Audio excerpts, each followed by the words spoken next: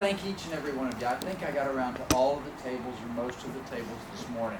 I want to thank you for taking time out of your schedules and bringing the CRET experience to our school today. It is probably one of the most unique opportunities and experiences that we have in the profession of dentistry.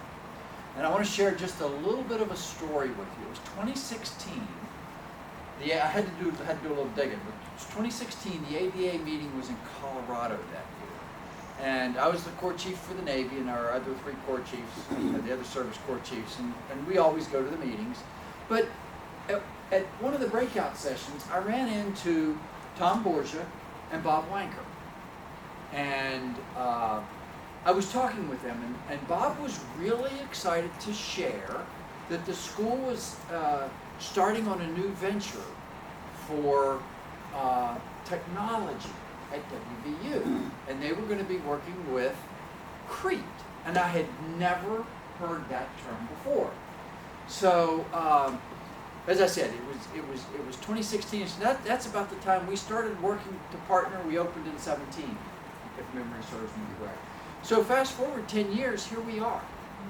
I will say that the technology piece and the research piece of our profession has never been changing at a more rapid pace than it is today. It is the number one question I get from students coming in. It is probably the number one question that I get from faculty that we're looking to hire. What is your technology portfolio look like? And you know, technology is the face and the future of dentistry. Digital technology, digital dentistry, it's referred to a lot of different things. But if you think about it, and you think about the progress we've made in the last 10 years, and take it back and even say the progress we've made in the last 20 years, you know, the first time we were talking about subtractive manufacturing and milling and dentistry, so many folks said it will never be as precise as being able to wax and cast and lost wax technique and stack porcelain. It will never be that precise. And boy, were they wrong. The technology that we have today, from subtractive manufacturing, additive manufacturing, image capture, and design is just amazing. So, and that is a direct reflection on the work that everyone in this room is doing. I will say that we stand before you 5 years from now, it will be even better. It will be at a much more advanced state of technology. I talk about 3D printing, you know, they 3D print houses, right? Think about that. And we're 3D printing. I think 3D printing today is where subtractive manufacturing was 10 years ago, right? It has come along well. We're going to be printing ceramics, and we're going to be printing metals. We can do that technology now, but at least to my knowledge, the cost of printing metals in a private practice or in a dental lab is not where it needs to be yet. We were printing them in the Navy. We were doing 3D printing of metals in the Navy when I retired. If you needed a particular wrench or a particular part, and you were deployed in the Mediterranean and you didn't have it, if you had a metal 3D printer on board, we'd send you the schematics, and they'd print it up, and you'd have it right there. So that's the level of technology that we're working with. Dentistry is a little unique in that it is fine. We talk tenths of a millimeter, right? Fine, very fine, very close, very small technology. As I said, where technology is today and where it will be in 5 years, it will make as much of a growth in the next 5 years as it has in the last 10 years. Where does artificial intelligence fit in this? Where does AI come into this? I have had a number of AI demonstrations, and you know, right now where we're at, it's in diagnosis. It's reading radiographs. Right? You pop a radiograph up in front of somebody, and you say, "Show me the areas of decay here," And you go, yeah, I think it's there, I think it's there, I think it's there. And then you run an AI generator across that, and it lights up. So, and that's, again, very rudimentary. So, where we will be with that level of technology is also, also exciting. So, the other thing I want to talk about is our center, and I think most of you have been in the CRET Center, the Innovation Center. I know they're going over there this afternoon.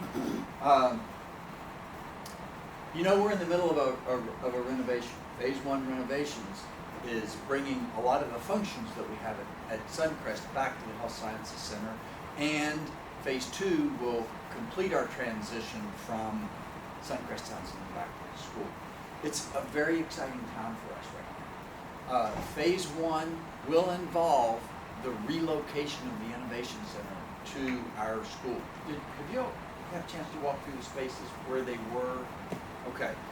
You can see that they were abating asbestos in there over the last couple of weeks, so I wasn't sure if it was going to be open today, but I think they finished the asbestos abatement on Tuesday or Wednesday in that particular space. That whole area is going to be gutted, and a lot of the functions and the technology that we have over there we'll have over here. I have kind of if you haven't seen it, I'll bring it back when I leave here. I have a diagram of what the Innovation Center is going to look like, a conceptual diagram of that. I would love to share that with you. We hope to have all of Phase 1 renovations done by next summer. So it is a pretty unique opportunity for the school. As I said, our innovation in digital technology is an important part of our education. I want to see that. We want to see that. I have conversations with John and Scott, my entire team. The students are very engaged with me on what they think our innovation center should look like and what they think it should be. One of the nice things about the Innovation Center is that it's going to be immediately adjacent to the main platform. And that is a big step forward for the school. So the only downside of course is we don't have as many windows, right? You can't put windows in a 70-year-old building. But the renovation is really going to be nice. We work with the Smith Group. Some of you may have heard of the Smith Group. I think they've done a number of the schools. They did Michigan, they did some in Iowa. They do work all across the country. But Pat Westerland and his team have been just amazing in setting our renovations up to be able to capture the technology. So, I hope you enjoyed today. I hope you find today meaningful. Let us know. Let us know what worked. Let us know what didn't work. Let us know what you'd like to see. Let us know what, we don't need to see that again. Let us know what that is. Again, my thanks to the entire team, Scott, John, Chastity, and Jonah. They're the behind-the-scenes folks that make this work all the time. And to our students, I appreciate you being here today. My assumption is your role is to communicate your digital experience, what worked, what didn't work, where the opportunities are. I don't know their role, but you need to be here and part of this, because without our students, there'd be no need for any of us. So, what kind of questions do you all have